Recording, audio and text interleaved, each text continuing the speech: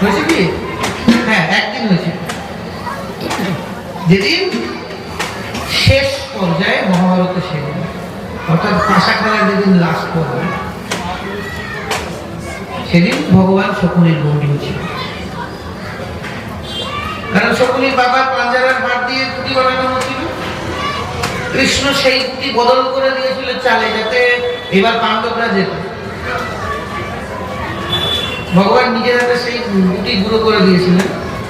পরে শকুনি যখন জানলো যে এদের তো উদ্ধার হয়ে যাবে, আমার গতি কি হবে, সকলে তো বললো এবার কৃষ্ণ রওনা দেবে, আমার তো আর উদ্ধার হবে না। কৃষ্ণ ভগবান আমিও জানি। ভগবানকে বললো তুমি পাশা খেলবে আমার সাথে? বলে না। বলে শর্ত কি? বলে যে হারবে ওই যে পাতার ঘর বানানো আছে ওটাতে আগুন জ্বালিয়ে দেওয়া হবে, যে হারবে সেটার মধ্যে। শকুনি তো জানে কৃষ্ণের কাছে আমি হারবো, ইচ্ছা করেই হারবো, যাতে আমি যখন মরতে যাবো আগুনের মধ্যে, আমি কৃষ্ণর দিকে পেছন করে যাবো না, আমি কৃষ্ণর দিকে মুখ দিয়ে পেছন দিয়ে আগুন করে ঢুকবো, পেছন দিক দিয়ে ওটা পিট করে ঢুকবো, যাতে আমি আগুনে ফুটতে ফুটতে চোখের সম্মুখে কৃষ্ণকে দেখতে পাই, যাতে আমারও কৃষ্ণ চরণ প্রাপ্তি। ভগবান তো বহুত লীলা। এখানে যখন প্রেমের হাট নিয়ে বসলেন পানিহাটি গ্রামে, রাঘব পণ্ডিত যেগুলো গেল, যে গেল সেই যে গেল, পাগল সে তো আর এলো না কোনো দলবল নিয়ে। দলবল দিয়ে যখন আসছে না, এইটা দেখে রাঘব পণ্ডিত যখন দেখলো যে কাতারে কাতারে গঙ্গার দিকে থাকছে কেন, এত ভিড় গঙ্গা, সবাই বলছে নিত্যানন্দ প্রভু, নিত্যানন্দ প্রভু, একটু গঙ্গার পরে একটু কি বাজালো বল পাগলে। সেখানে গিয়ে দেখছে এ তো বিরাট মহোৎসব মেলে বসছে, দধিচিরা মহোৎসব, যার নাম ধর্ম মহোৎসব। এখন বলছে তাই, আরে তুমি যেখানে এত কিছু নিয়ে বসেছো, আম কাঁঠাল চিরা কলা নিয়ে, দই টই নিয়ে, আমি যে তো রান্না করে রেখেছি তার কি হবে? আমি যে রন্ধনাদি করে রেখেছি, নিত্যানন্দ প্রভু বলে দিলেন যাও গিয়ে জল ঢেলে রেখে দেবো, সন্ধ্যাবেলা পাবো, এখন এটাই হবে। তো সকল তো নিত্যানন্দ সহজে দয়াময়, তিনি তো বলতেই পারতেন না ভাই তো দই চিরাটা থাক, এই গরমের মধ্যে একটু অন্য টন্য পাই, পরে তো দই চিরা দেখছে। তিনি জানেন ওর পক্ষে এখন ওটাই সম্ভব।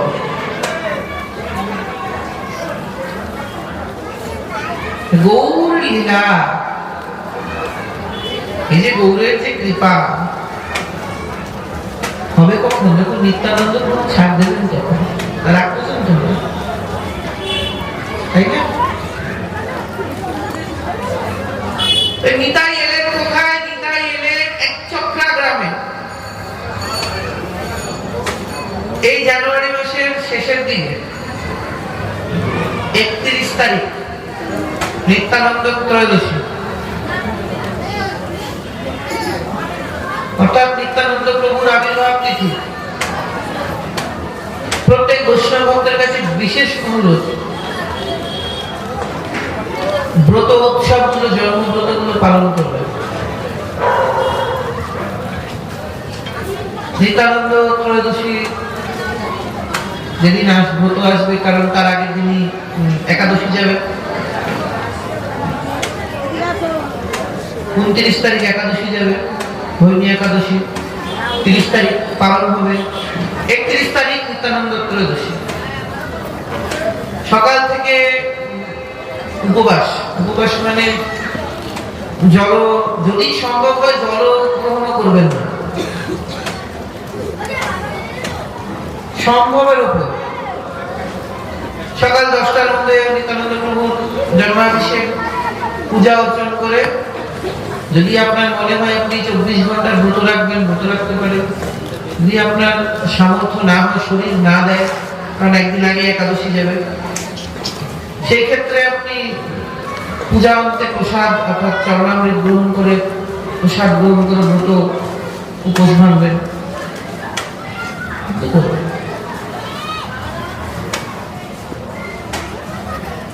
তিনি এলেন একচক্রা গ্রাম। তারাপীঠ গিয়েছেন সবাই? একচক্রা গিয়েছেন? বাঙালি তারাপীঠ চেনে, কিন্তু একচক্রা চেনে। হতদরিদ্র বুদ্ধি হবে।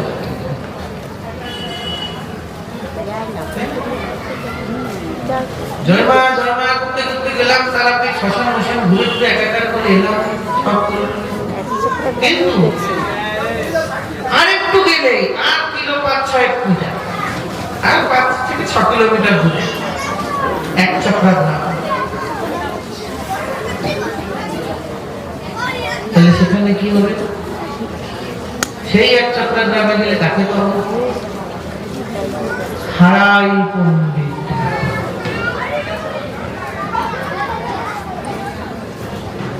কাকে পাচ্ছি আমরা? হারাই পণ্ডিত। পদ্মাবতী দেবীর গর্ভে হারাই পণ্ডিতের সন্তান রূপে জন্ম নিলেন সেই বিশ্বম্ভর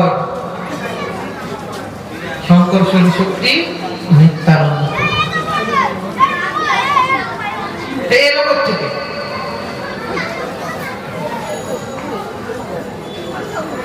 শচী মায়ের সপ্তম পুত্র কি নাম ছিল?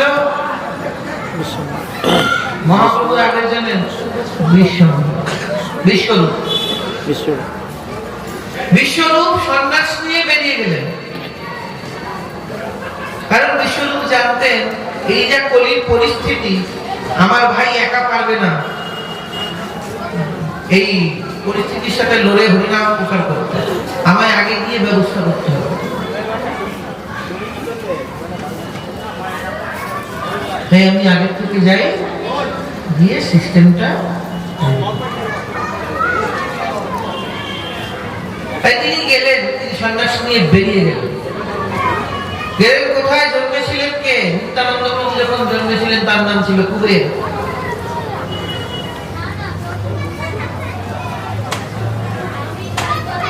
ফাল্গুন মাসের শুক্লপক্ষের ত্রয়োদশী তিথি।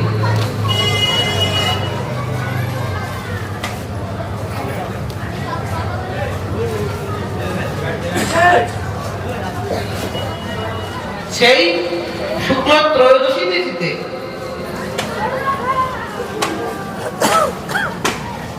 জন্ম নিলেন ব্রজের শঙ্কর্ষণ, কিন্তু নাম তার কুবের। তখনও তিনি নিত্যানন্দ নয়।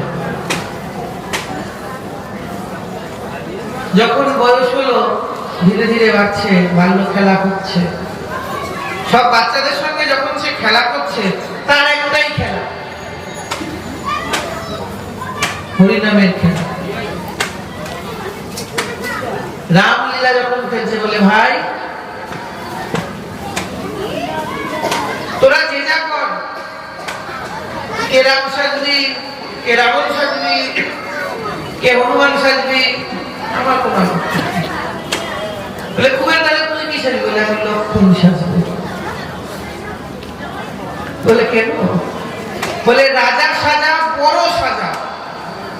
আমি ভাই রাজা সাজতে চাই না, আমি লক্ষণ হয়ে চরণে সেবা করব।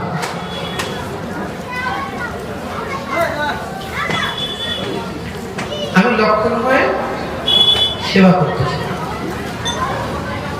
আমি যার যোগ্য আমি তাই।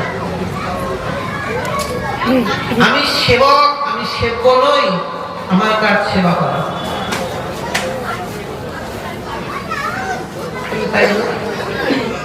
এমন সময় একাদশী ব্রত করে হারাই পণ্ডিতের বাড়িতে গিয়ে হাজির হলো একজন সন্ন্যাসী। তার নাম কি? বিশ্বরূপের কি নাম হয়েছিল সন্ন্যাসী নাম?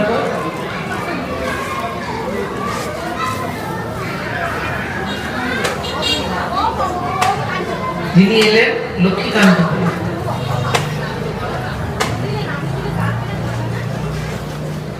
সেই সন্ন্যাসী এলেন, এসে সেই বাড়িতে বিরাজ করলেন। একাদশী তিথি, বাড়িতে বৈষ্ণব এসেছেন।